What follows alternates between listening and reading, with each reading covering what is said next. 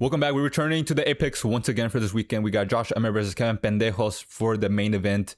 This matchup right here is really fun. I do like it. It's not hype, you know, especially to other cards we had. This whole card itself isn't really hype at all. But I would say in terms of hype, this card really does deliver in terms of fun. There's a lot of fun matchups here and there. We got this one. We got Delgado returning. He's a fun fighter. Hardwick, you know, that guy's, you know, entertaining, I guess you can say in a way. Petrino, Steven Asplund. You know, there's a lot of good names. Meditic Orolbai. We got a lot of good names here and there for this card. This is a good one. I do like it. They did a decent job making this one, so I'm not mad at this one at all. Even though it's taking place at the Apex, I do like it. Especially coming right after UFC 326, which really didn't deliver in terms of fun, like performance and outcome. Like I do think that card really left a sour taste in like majority of the fans' mouth. And so I do hope this one, I do think this one was going to deliver in terms of hype and fun. Not hype, but like fun outcomes, really good fights. And so I do like this one. And so, yeah. So we also got the White House announcement. That one is an interesting one. I would say it's not what I was looking for, but it's also what you expect. You know, this is the UFC. You really think they're going to, like, even then, like, is the White House even real? Like, to this day, I'm still kind of skeptical if that thing is even going to happen, the White House. Like legitimately, even though I made like a video about like White House predictions, I really don't know. Like to this day, like I really don't even know if the White House is actually gonna pull off. I mean, the UFC is gonna pull off a White House card, like especially like the way the things that have been going around the world politically and like just watching the news. Is the White House thing even gonna happen? Or maybe it's just a distraction for what's happening around us. You know, maybe it's a distraction, the White House card. But anyways, going back to the UFC, not to become too conspiracy theorist on you guys. Let me just start off with the first fight of the night for our predictions. We got women's strawweight bout between Piera Rodriguez versus Sam Hughes. This is a rematch for an unranked fighters. A rematch. I don't know why they're doing this.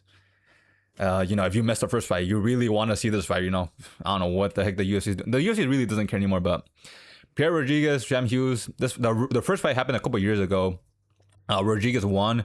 It was a close fight, but you can tell Rodriguez was one step ahead in the exchanges and on the feet, on the ground. She was one step ahead, winning every single round in their fight, all 3 rounds, and she won, of course. Rodriguez, Sam Hughes. Both of these fighters really haven't changed that much in terms of skill, game plan, you know, etc. They really haven't changed as much. And you can kind of say it because the WMMA fighters aren't really like high priority in terms of like coaches. They really aren't like putting all their effort into, you know, training these girls. But anyways, I'm just gonna keep it simple. Rodriguez, Sam Hughes, they fought.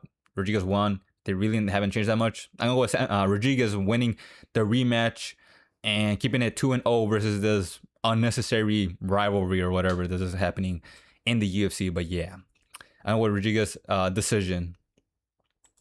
Next up, we got Elijah Smith versus Sung Young Yu at bantamweight. Elijah Smith has a Korean flag on his, like right here as a tattoo. I don't know why he has it, but he does. You can kind of see it right here. He has it. I don't know why. He probably is like 1/10 Korean or something. I don't know why. Or maybe he really likes K-pop or something. I don't know. Or maybe he like visited Korea once and just was like, you know what, I'm going to get the flag. But anyways, I don't know. Maybe he has like 1/10 Korea or something like that. He really doesn't look Korean. But anyways, he is fighting a Korean, a Korean, not a North Korean, because if you say that, they're gonna get angry. A South Korean, Sung Young Yu. Now, Elijah Smith, he is you know, you can say he is a fighter to look out for, a prospect. But there's a good test in terms of his grappling, because on the feet, Elijah Smith definitely has the advantage. He's much taller, rangier, has really good fundamentals. He has a really nice jab. Sung Young Yu is more of a brawler. He really isn't like technical on the feet. And so Elijah Smith, I really do lean towards him on the feet in terms of winning, keeping Sung Young Yu back with that jab. But on the grappling, Sung Young Yu is a pretty good grappler. You know, a lot of Koreans have really strong grappling, and Elijah Smith has been put in like bad positions in his fights in terms of the grappling. So it is going to be a good test for Smith, I would say, in that terms. But I do think Elijah Smith can keep it on the feet. Gonna do a good job keeping Sung Young Yu back. Probably avoid some of his takedowns, but maybe he gets taken down here and there. But for the most part, I could see Elijah Smith just winning on the feet. and not worrying too much about the grappling in terms of like getting held down. He could find openings here and there to get back up and defend the hands of Sung Yu.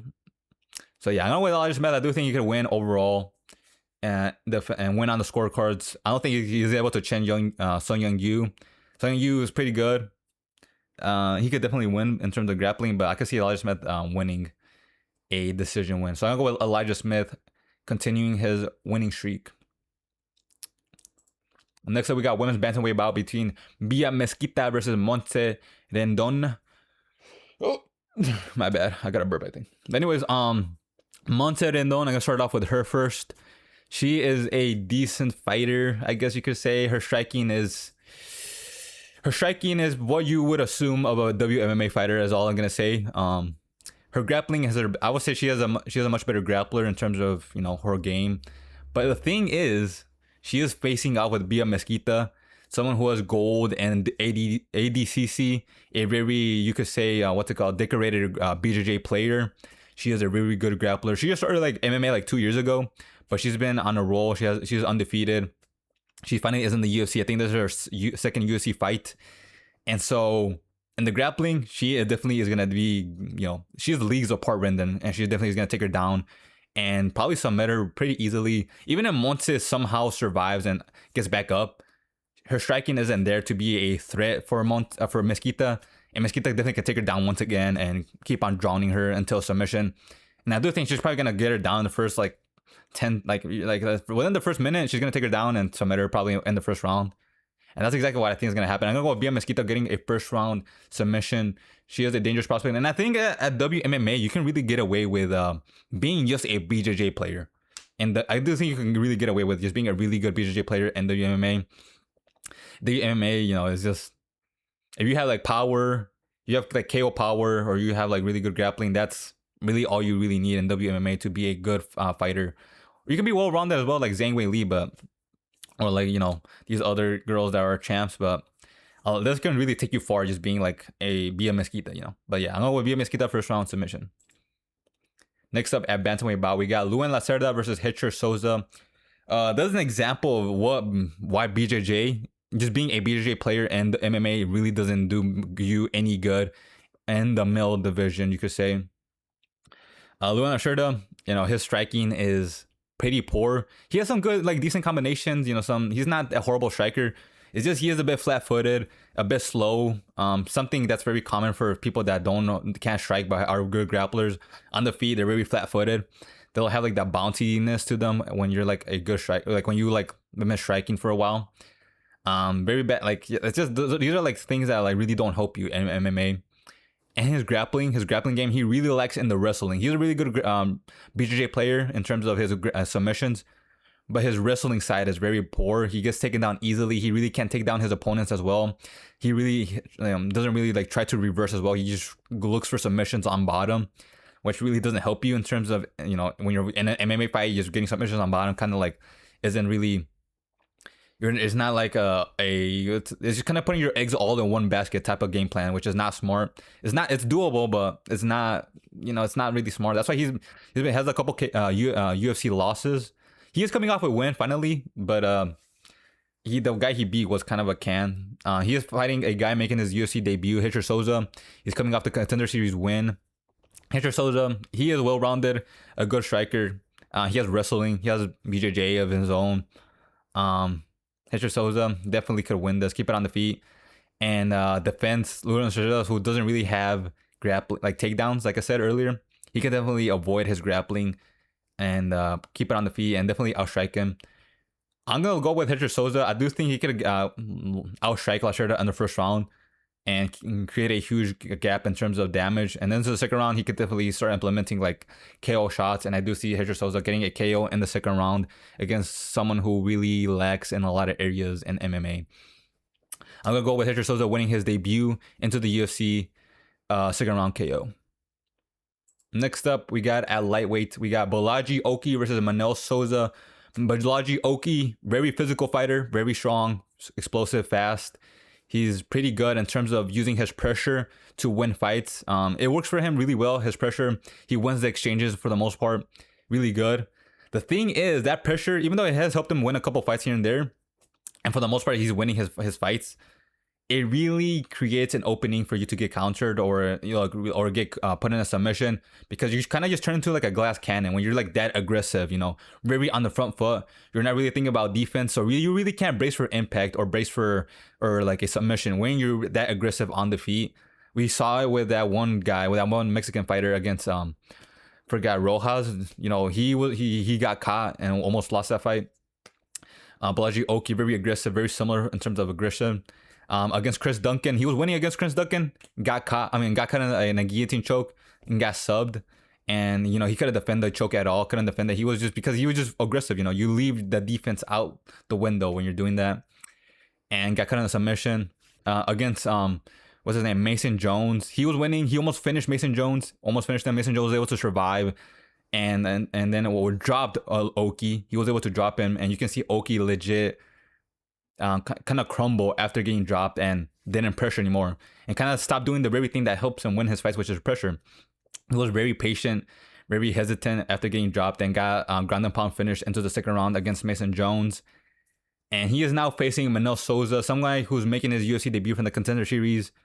Manel Sousa is one of two fighters that beat Mauricio Rufy.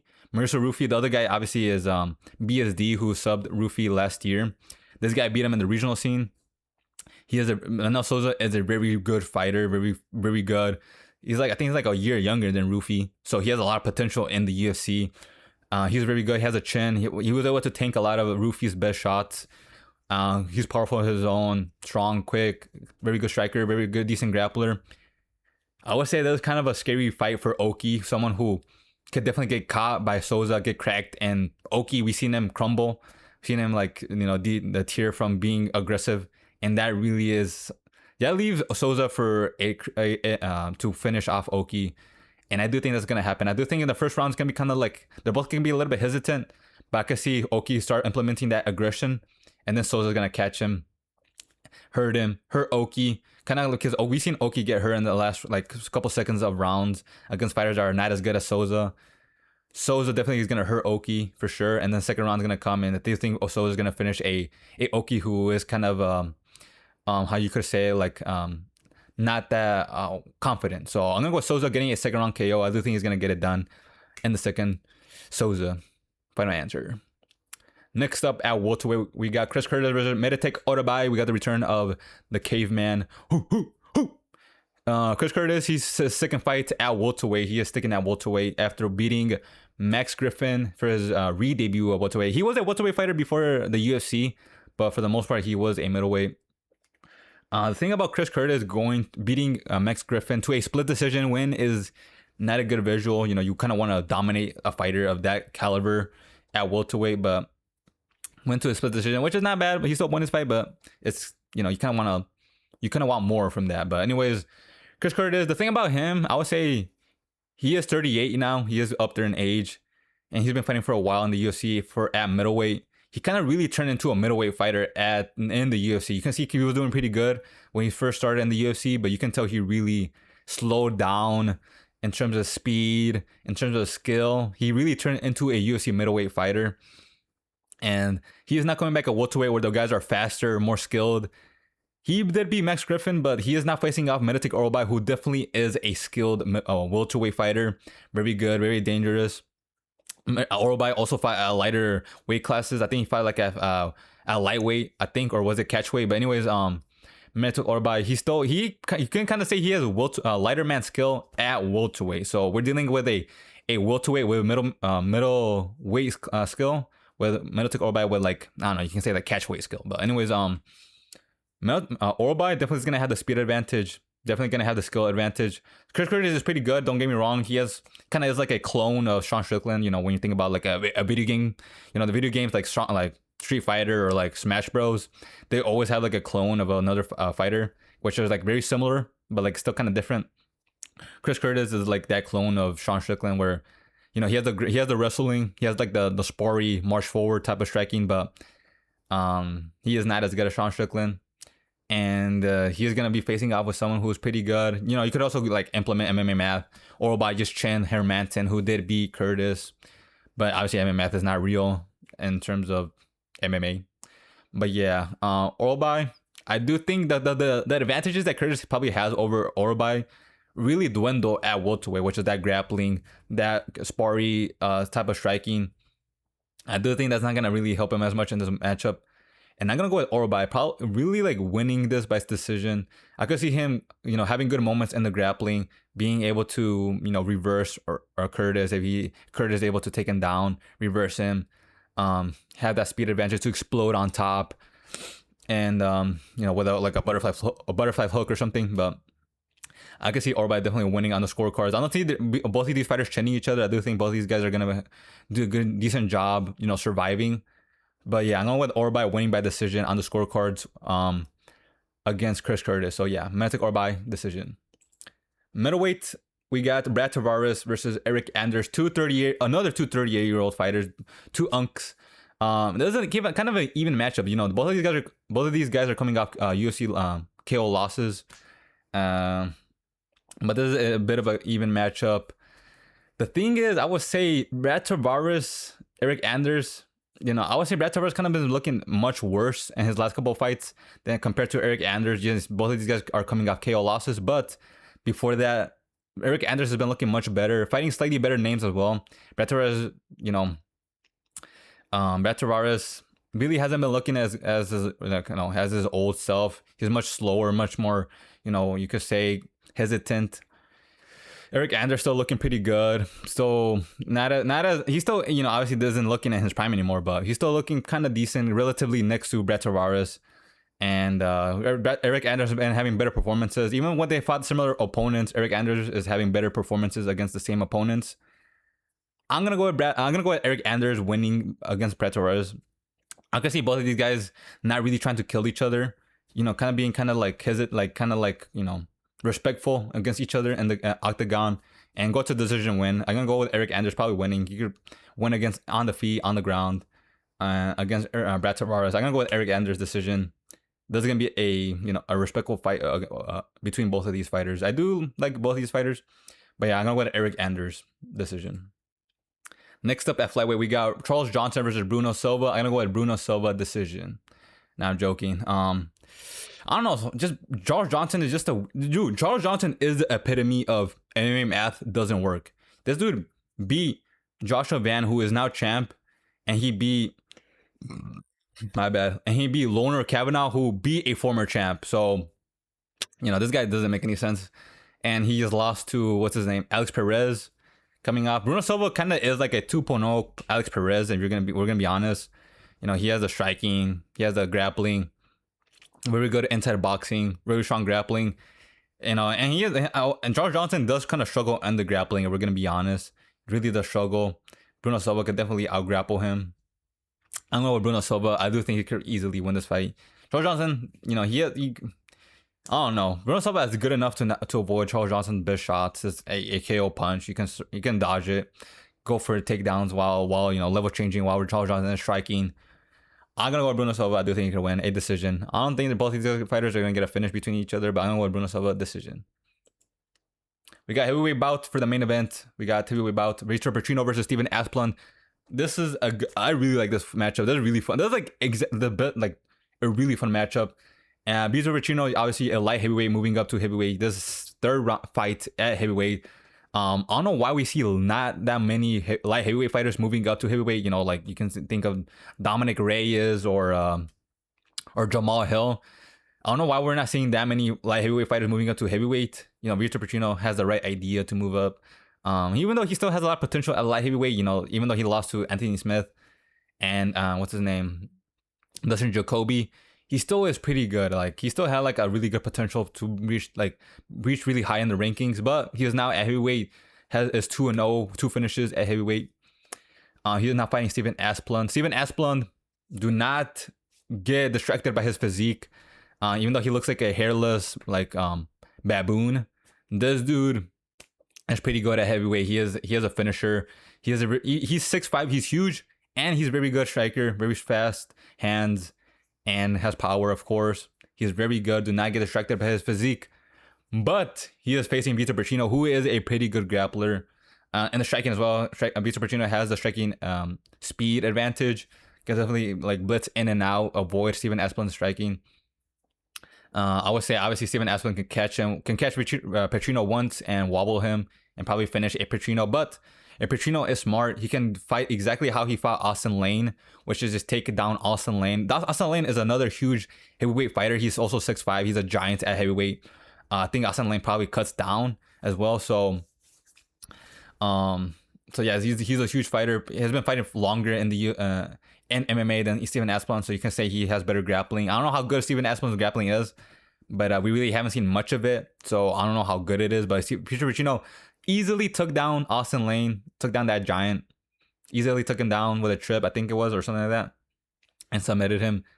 I could see this happening once again, where Peter Petrino takes down even Steven Asplund and submits him.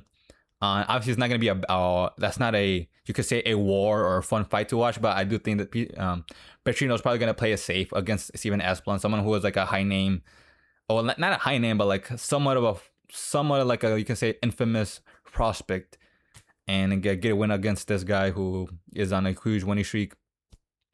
But yeah, I go with Vitor Petrino getting a submission probably in the first round. I do think he could have taken down in the first round and submit him. If not, definitely in the second. But yeah, I go with Vitor Petrino, second round submission win against Steven Asplund. Vitor Petrino. Next up, we got at featherweight, we got Marian Rahiki. Dude, this website, what is up with this website? I don't know who coded this, but they need to recode this website because it just sucks. Anyway, we got featherweight bout. We got Marian Rahiki versus Harry Hardwick, aka a guy making his UFC debut versus a guy who lost his UFC debut via leg kicks. And I say that because why is this on the main card over a lot of these guys? Why is this fight on the main card over some of these matchups, over a ranked matchup?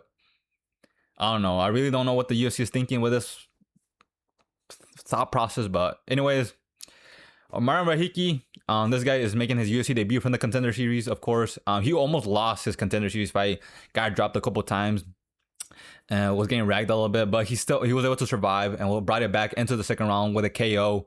Was able and won, of course, and got signed. He is now making his debut against Harry Hardwick, who also made his debut, who already made his debut actually against I forget his name, but he lost via leg kicks. Harry Hardwick, interesting fighter, very interesting fighter. I would say when he was in the Cage Warriors, I don't know how this guy was a Cage Warriors champ, a defending champ, who was on a long winning streak before he made his UFC debut. I don't know how this guy was a defending champ, because when you see this guy fight, he kind of reminds me of like a woman who's like driving. You know how women drive? They like drive like this close to the steering wheel, like this.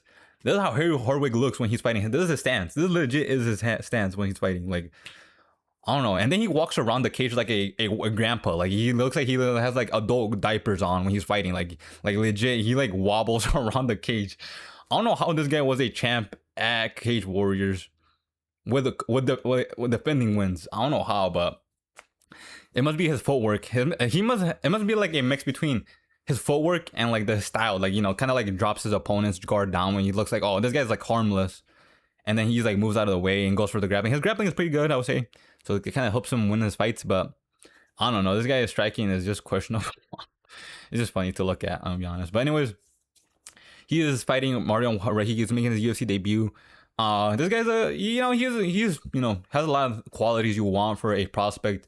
Young, athletic, explosive, KO power, good striker. You could say has grappling, I guess you could say. So yeah, definitely Hardwick can probably out grapple Rahiki for sure to a win. But I'm gonna go with Rahiki. I do think he definitely could beat Hardwick on the street, on the feet. Hardwick has caught a couple hooks onto his chin before, and Rahiki has really good hooks. And then you add he has like KO power. And this guy could definitely rock and hurt Hardwick on the feet for sure. This basically is like a matchup between old guy with experience. Oh, he's not that old. He's like what, like 30 something? Or actually, I don't even know how old this guy. But anyway, he's like up there in age compared to Rahiki. Rahiki is pretty young, inexperienced a bit, but with like athleticism and KO power.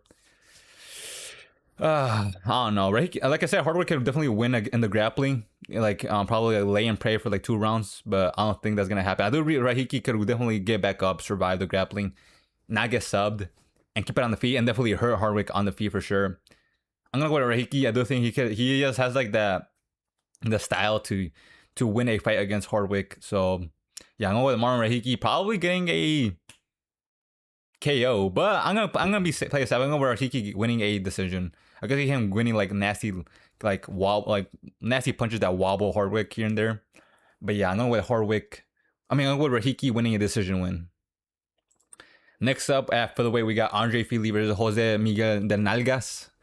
Because the last fight was Nalgas, aka ass. Now I'm joking. His last fight was pretty good. He had like a close decision loss to, or close split decision loss to Nathaniel Wood. Borderline, Delgado kind of got robbed. You can say Delgado kind of convincingly did win, but the judges scored it to Nathaniel Wood. It was a close fight. It was a close fight either way. So you know, it could go either way. But Delgado borderline won that fight.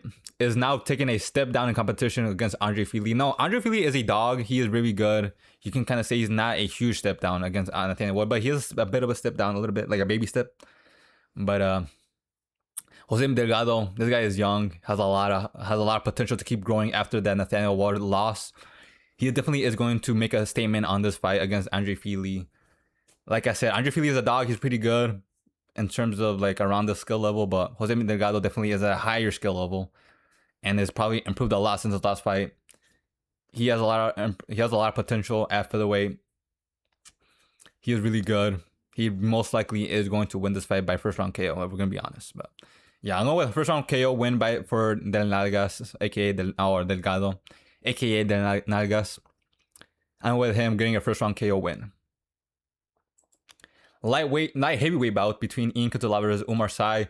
Now, someone who definitely should move up to heavyweight is Ian Cutelaba. He should go from light heavyweight to heavyweight because he's still young. He's like 30 something, 32, 33. He's still young.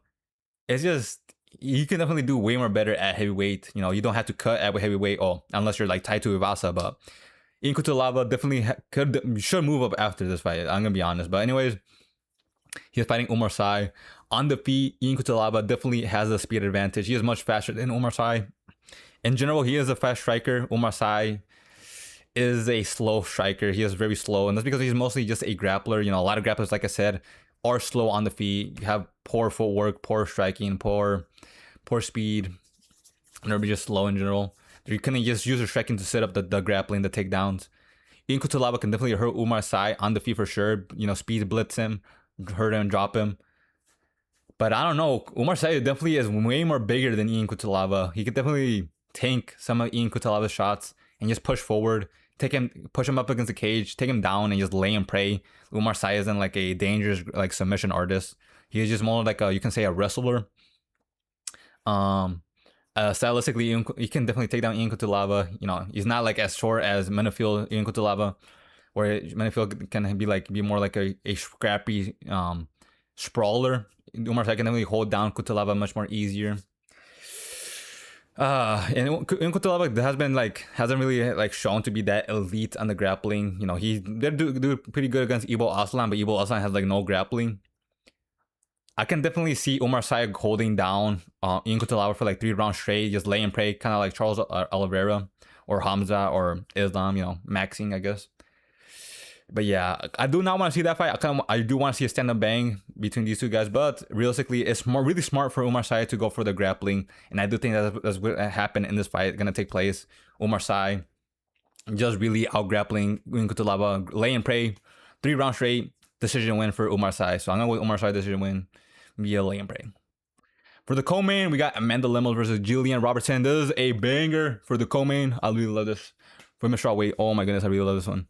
We got mustard versus ketchup. Both of their hair even matches the colors. So yeah, I really do like ketchup more than mustard. So that kind of leans me towards Jillian in a way. You know, ketchup is more tastier, but mustard is a little bit more spicier. It has that kick to it.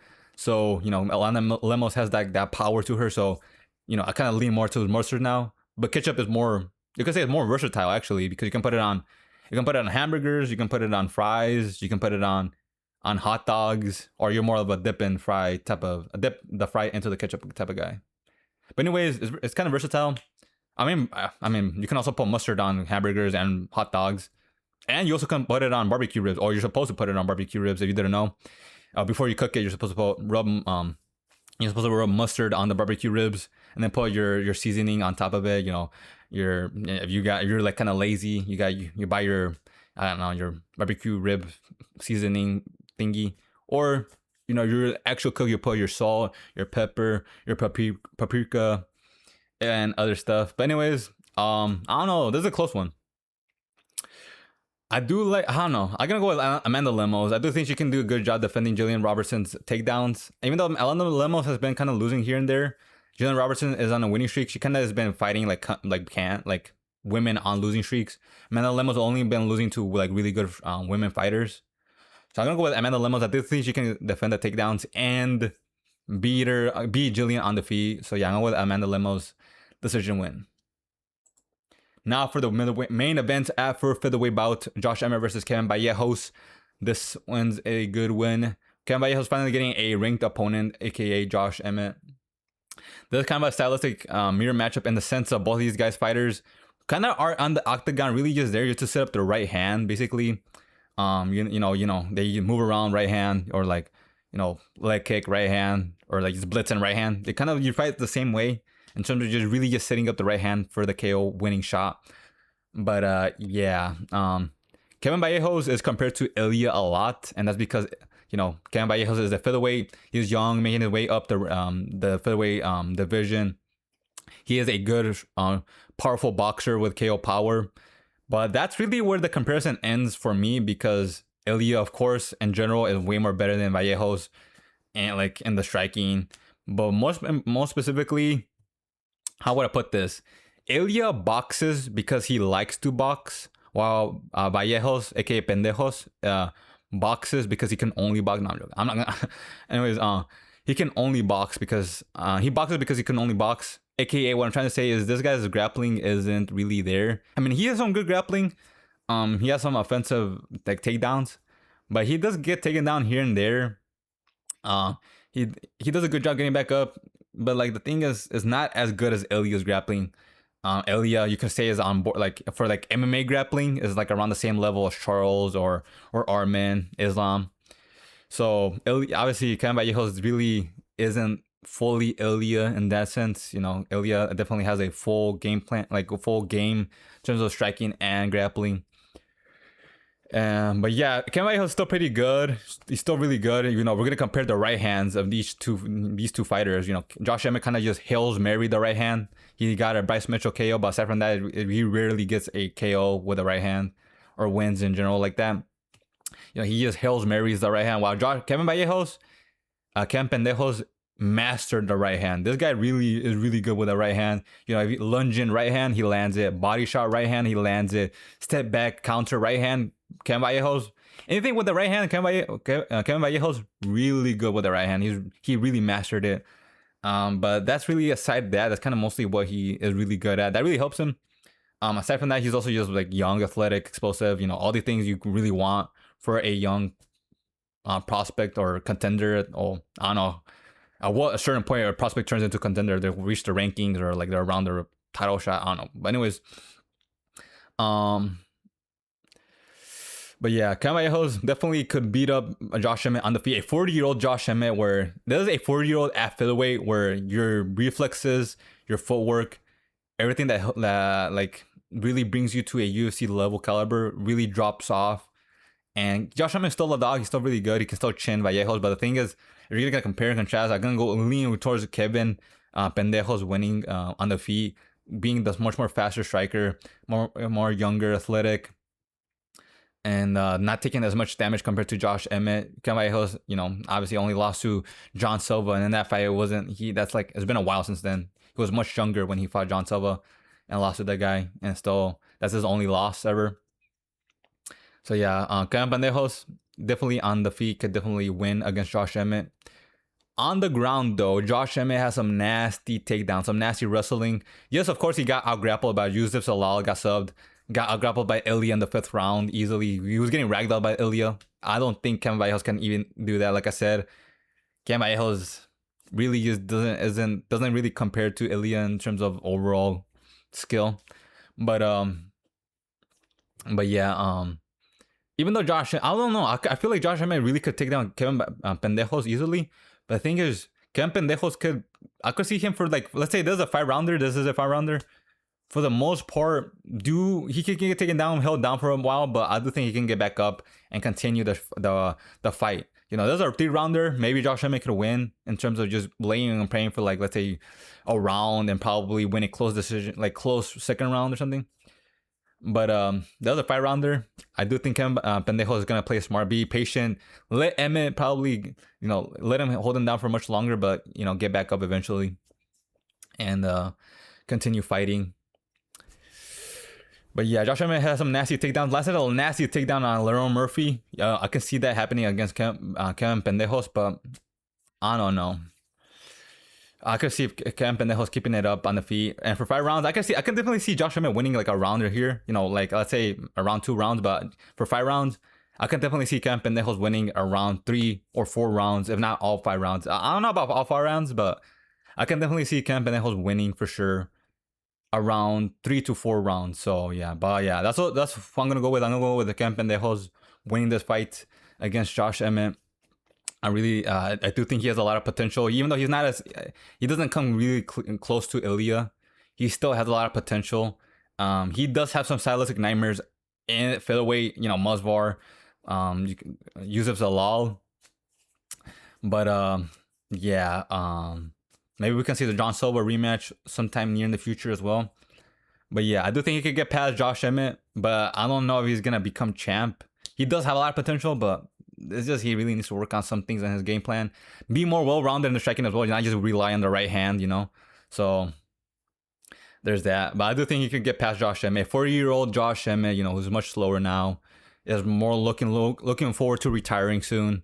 Kevin Pendejos, you know, has title aspirations. So yeah, I'm going with Kevin Pendejos winning this fight against Josh Emmett. Decision. I don't see these guys chinning each other. Josh Emmett, you know, hasn't only lost once via KO to the hardest hitting 145er, Jeremy Stevens. Aside from that, he's never got KO'd. He survived 5 rounds with Ilya. You know, he has a pretty good chin. Kevin Pendejos never got finished ever. He lost to John Silva by decision in the Contender Series. But yeah, aside from that, these guys have pretty good chins. I don't think these guys are going to chin each other. So I'm going to go with decision win for Kevin Pendejos winning this one for the main event, getting past Josh Emmett and getting ranked. And maybe we get see him. I don't know. They're probably going to give him a Josh Silva maybe. But I don't know. But yeah, those are all my picks for this card for Josh Emmett versus Kevin Pendejos at the Apex. Those are all my picks. If you think, definitely let me know what picks you think you think is gonna happen and what you think could happen in a fight like this and why they win. But yeah, let me know. I like to read your comments. Like and subscribe if you came this far. And goodbye.